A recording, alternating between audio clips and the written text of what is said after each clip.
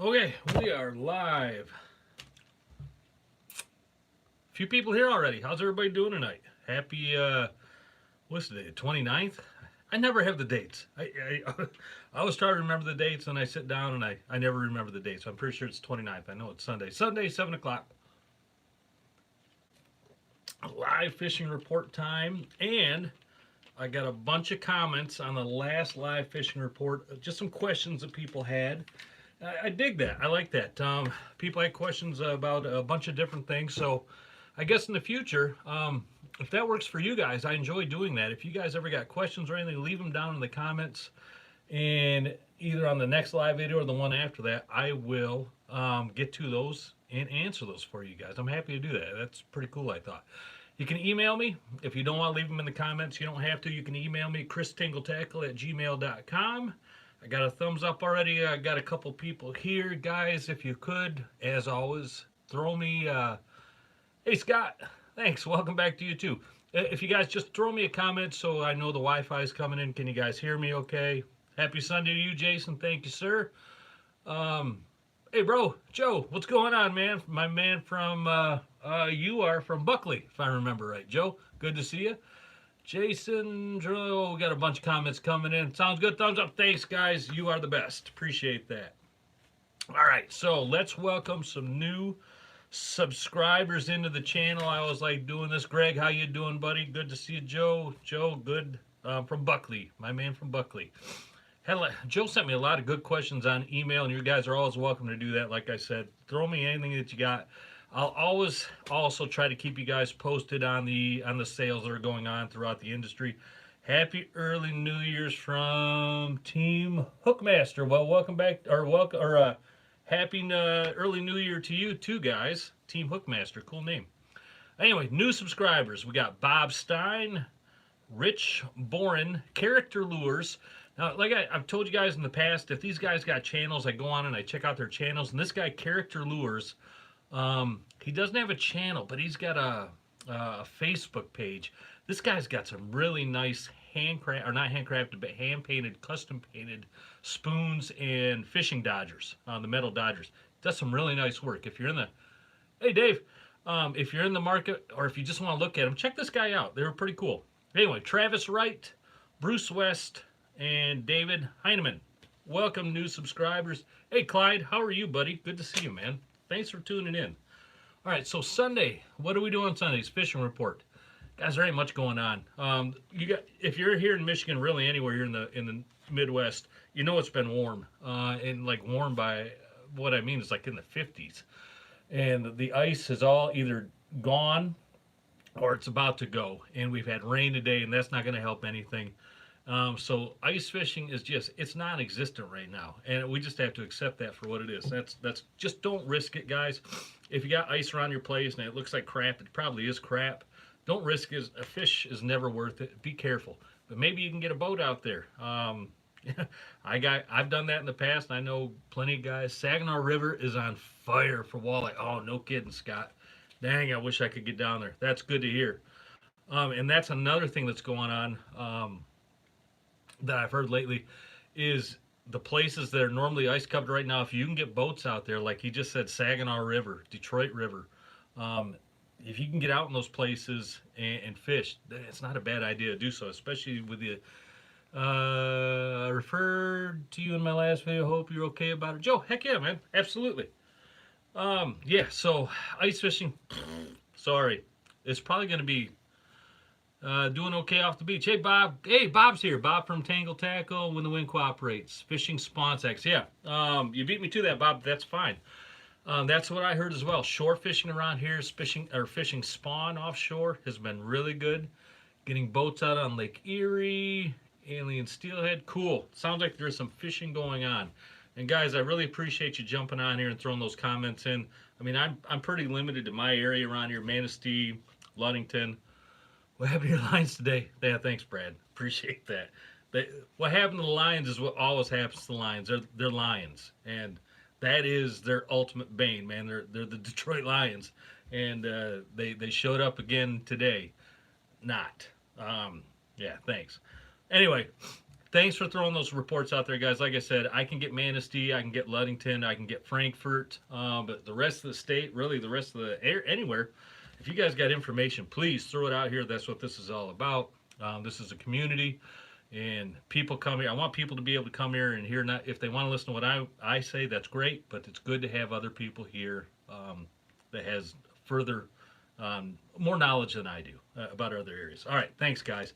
So anyway, river fishing around here has been hot and cold. Talked to a buddy who's been out. He says one day it's red hot, the next day it's ice cold. But it's still been bead fishing, double bead rigs, and the colors have been changing day to day. Some day, hey, thanks, Joe.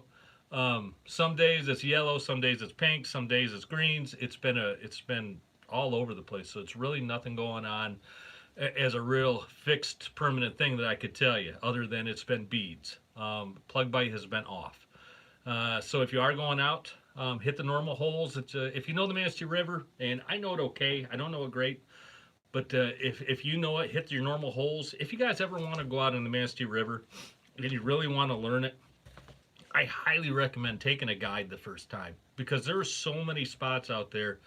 You'll drive right by them if you don't know they're there. And I mean, they look like nothing other than just a piece of a riverbank. It looks like any other riverbank out there.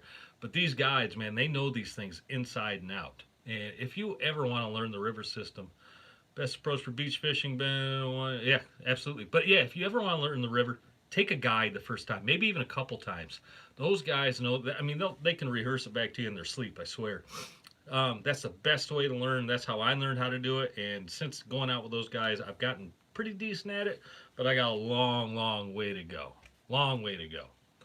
All right. So yeah, happy New Year's to you guys. I still got other things to talk about, but I did want to throw that out there.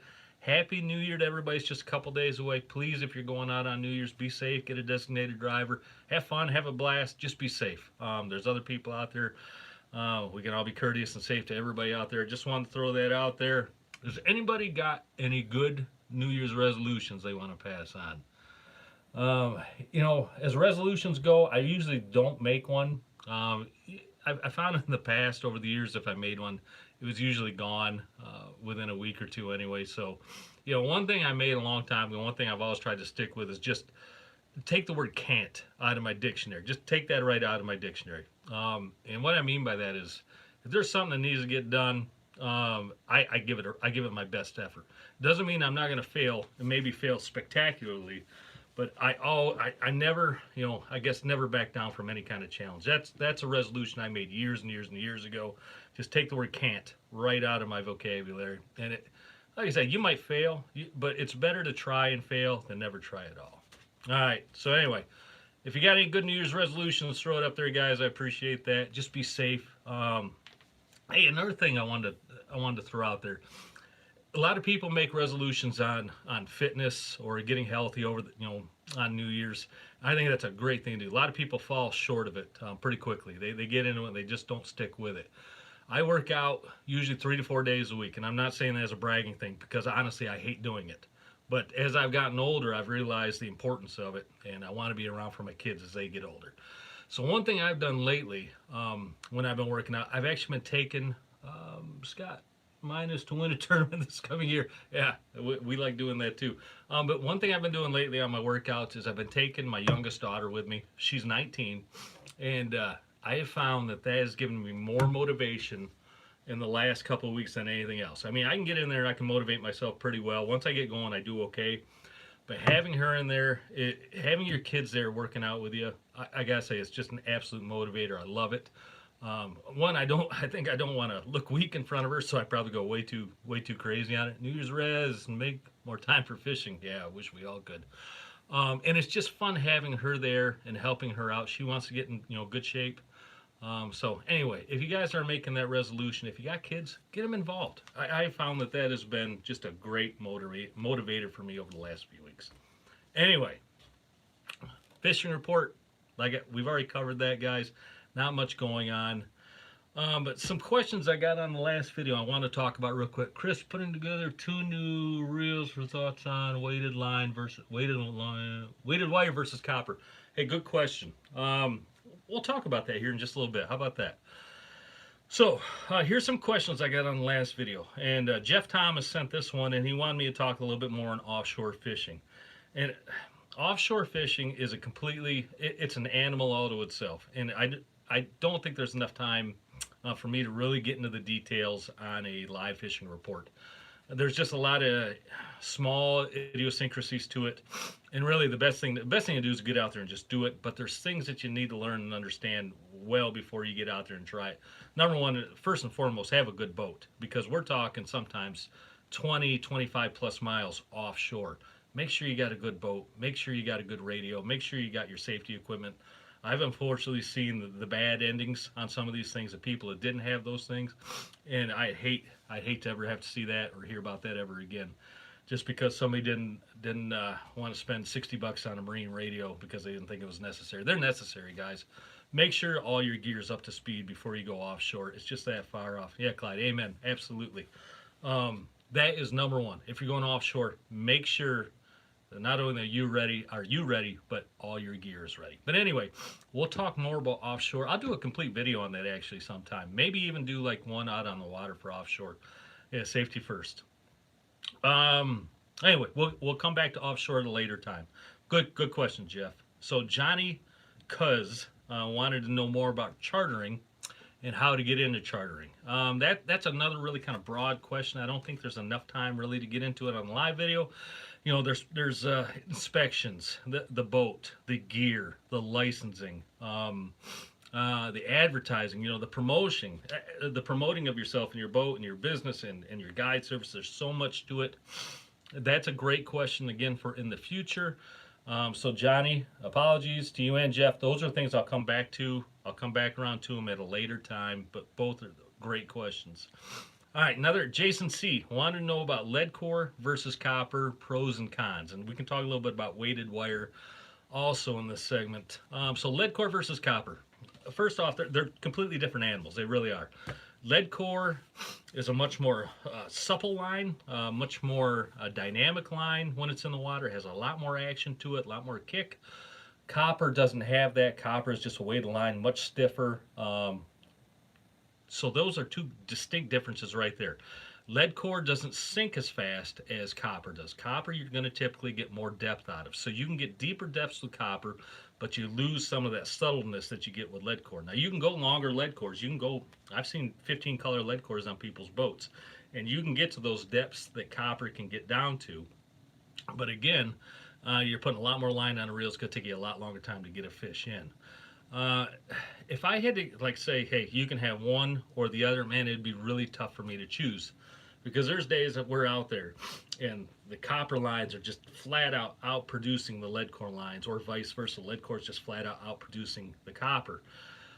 So what I could say, what we've come down to over the years is we have mixed variety of everything. We have several 2s, 3s, 4, 5 colors, 7 color, 8 color, 10 color, 12 color, 15 color lead cores on the boat. So we can use all those different varieties. Coppers, we have 100s, 150s, 200s, 225s, 300s, 350s, 400s, 450s. 450s is as big as we go on the copper. I've seen 600s. Man, I don't want to be the guy on the end of a 600 hauling that thing in. So there's great differences between the two. They both catch fish. 10 color kills me every time. Yeah, I know. You're pulling in a football field line there. Guys, there's just no shining star I can say one's going to outproduce the other one on any given day, because it's just not going to happen. Every day that I'm out there, we find one is going to outproduce the other, and then we just adjust accordingly. If it's a lead core day, hey, we're putting more lead core out. If it's a copper day, we're putting more copper out. And that's really what it comes down to. Just have your different varieties ready to go. Act on what the fish want. Listen to the fish, what they want, listen to it, and get more of that out there. Give them what they want. Oh, anyway, great question, Jason. I'm just touching the very tip of the iceberg on a lot of things for lead core versus copper, but hopefully that'll give you a little idea. Now, weighted steel line, it's not something we've gotten into very much. We ran it one time last year, and we didn't have a whole lot of results, but that it's not probably because of the line. It was just because of the small sample size. I have talked to a lot of guys who have run weighted steel line, and they do like it. I'll say this about weighted steel: it is much more forgiving than copper. You could take weighted steel, mess it up into a ball, throw it on the deck of your boat, and it'll spring right out. You're not going to get kinks. You're not going to get tangles. You do that to copper, and you just basically throw away however many dollars of copper you have. You put copper in a ball, that thing it's garbage.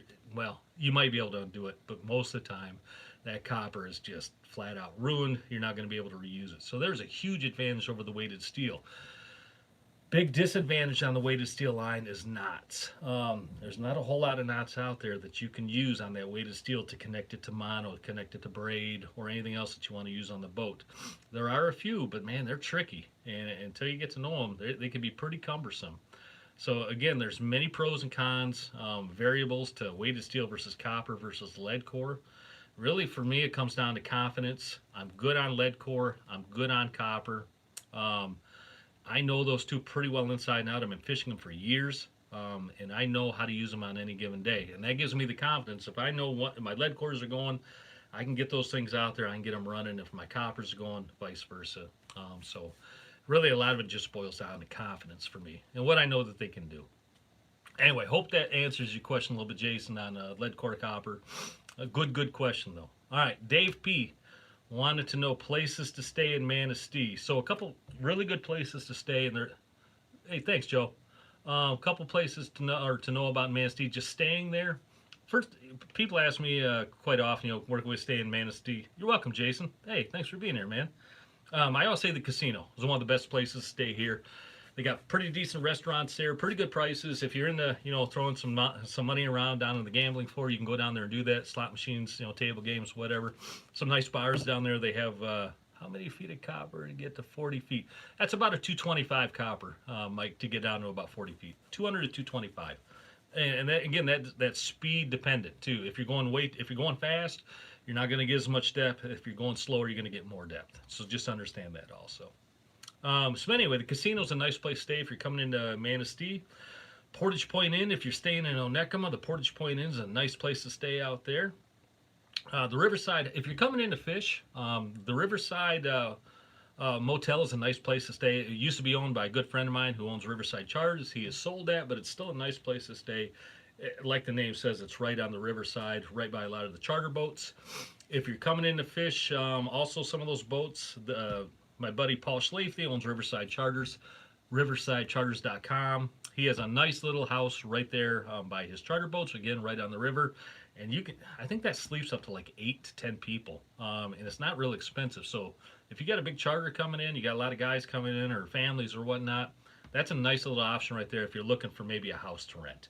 Anyway, look on his website, riversidecharters.com. Thanks, Chris, and we'll stay with the copper and lead core. Hey, you're welcome, Jim. No worries, man. Thank you. That's a nice option if you're looking for a larger, maybe kind of like home to stay in. And then if you're looking to camp, kind of rustic camp, not really rustic, but the best campground I think that we have around here is Orchard Beach State Campground right there on M22. I'm sorry, on M110 Lakeshore Road heading up towards Onekama. It runs right along Lake Michigan. Nice campground, quiet. We never have problems there. Never have complaints there. It's just a nice place to stay. The people there all seem to be really nice. So if you're looking for a place to camp, Orchard Beach State Park is where I would recommend. Now, if you're bringing your boat in, some of the marinas I would recommend around here, the Manistee Municipal, how much sway does lead core have? That's hard to say, Scott. I mean, that's a tough question, man. Again, that's going to be dependent on what you got. If you got a spoon, a plug, a meat rig, whatever you got down there can really influence how much sway. I'll just say this: it usually has much more than copper. I'll say that for sure. But back into the marinas, some of the places I would recommend: Manistee Municipal's right on the river. Nice place that you can get nice big boats in there. Joe, I'll get back to that, Joe. Sorry, I'm going to keep going on this. I don't think I'm going to have time to read that. Yeah, I'm sorry I didn't. Shipwatch Marina right in Manistee, again, right on the river. Nice place to stay. If you're going up to Onekama and you want to slip up there in Onekama, you can't beat the Portage Point Inn. They got a really nice marina there, real quiet. Hey, colors get around 40 depending upon... Yeah, that's true, Clyde, absolutely. Portage Point Inn's got a really nice place up there. And then the Onekama Marine up there, it's called Onekama Marine or an Onekama Marina, another really nice place to stay if you're bringing boats in. So, Dave, that was a good question. You made me have to think on that one. I appreciate you throwing that out there. And then the last question I had was from Dave Ristow, if I'm saying that. I hope I'm saying that right, Dave. He wanted to talk a little bit on plug deployment. He said he's having problems getting his plugs into the water, not getting tangled up with other things. And Dave, I guess I would need a little more information on that. Are you talking about downriggers, divers, lead core, copper, things like that? You know, I will say this about plugs. They're going to give you more depth than your average. If you're running a spoon, you're going to get more depth out of a plug. I don't have a plug here. If you're running a spoon, you're going to get more depth out of a plug than you are out of a spoon because it has that lip and it's going to dive a little bit more. So be cognizant of that. Not Super 8 was terrible. Yeah, Lee, I've never, you're not the first one I've heard say that. And everybody say, hey to Lee for, and thanks for being here, Lee. Lee is here, owner and operator of PurpleTacoFlySupply.com. He is here. Thanks, buddy. So, Dave, if you want to send me a little more information on the plug, how you're deploying them, what you're deploying them on, I'm happy to give you a little more insight, a little more. Andy, is copper drop right 22 feet depending on speed? That seems a little steep to me, Andy. I'd have to look it back up. Anyway, yeah, I didn't really catch all of that, but yeah, I can look that up for you, Andy. It's on a lot of websites. So, Dave, throw me more information on your plugs. I'm happy to get you all the information that I can back to you. All right. Now, one last thing before we get out of here. And I'm glad Lee's here from Purple Taco because we are putting out 5 new trolling fly recipes for 2020. Today, I just made up the first one is right here. As soon as I get done on this video, the video on the recipe for this and me making this is ready to go. It's already downloaded. All I got to do is click go on YouTube and that thing will be out there for you guys. It's like I said, you're going to have 5 brand new recipes for your trolling flies this year. And these 4 out of the 5 are proven winners. The 5th one is going to be made from material that I haven't used yet. It's that new Hyper Blue UV that Purple Taco sent me, and I'm excited to check that stuff out. But the other 4 are tried and true fish destroyers, fish slayers. Hey, Steve Connor. That's the guy that sent me $5 last time on a super chat. Thanks, Steve. I appreciate that, man. That'll go well towards the channel. You know, these channels, they do cost money to produce, and the gear and everything we got to get. So I really appreciate that, man. We're actually looking into getting a lot new gear for this coming year. Wireless microphones, better lenses for the camera, a lot of, some new GoPros, a lot of things like that. So yeah, that really helps. $5 is a nice addition. Thank you, sir. Appreciate that. But anyway, you're going to have 5 new recipes coming up on this. Check them out. I'm going to release them 1 a week for the next this week and then the 4 weeks after that. Now, the big thing on these guys and gals, I need names for these flies. So on each fly recipe, if you would do me the great favor of naming a fly down in the comment section below for that particular video. And then at the end of the 5 weeks, I will pick out the 5 winning names. I'll release those out there, and that'll be the names for those flies from here on out. And I'm sure Purple Taco will take the flies and the recipes, put them on their website. So it's cool. You guys will actually have a fly that you named on their website, and people are going to be out there talking about the fly and the name that you gave it. So I think that's kind of cool. All right, guys, how long we rambled here? 24 minutes almost. Hey, thanks, Joe. Thanks for sticking around. Steve, been using the best word coming good action. Yeah, I'm excited to use those Best Lure Company plugs too, my friend. Very excited about using those things next year. And somebody on the last video said they were going to throw me a couple Lyman lures, which I'm very excited about because I've heard many good things about those. Never run them, but would love to give them a try. All right, guys, it's been 24 minutes now. Thanks for being here. I do appreciate it. Guys, have a great, safe, happy, merry, joyful New Year's Eve. Just be safe, okay? Be smart, be safe. Glad to have more flies to tie. Yeah, no doubt, no doubt. Tom, good to see you. Thank you. All right, guys, let's wrap it up right there. As always, if you got any questions, Greg, you also, buddy. If you got any more questions, throw them in the comment section. Send me an email. I will take your questions, and I will put them in the next live video on next... Am I going to do one next week? Yeah, next week I'm good. See you next Sunday. Be safe. Take care, everyone.